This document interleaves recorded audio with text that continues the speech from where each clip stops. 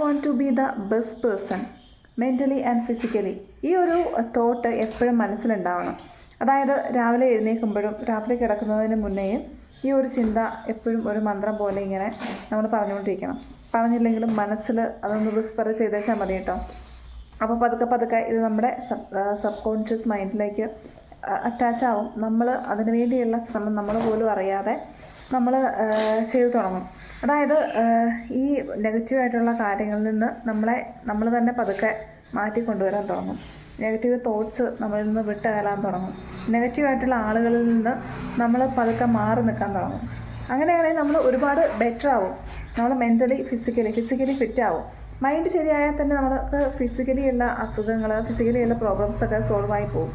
അങ്ങനെ നമുക്ക് ഒരുപാട് മാറ്റങ്ങൾ നമ്മുടെ ശരീരത്തിലും മനസ്സിലും അതുവഴി നമ്മളുടെ സൗന്ദര്യത്തിലുമൊക്കെ നമുക്ക് കാണാൻ പറ്റും.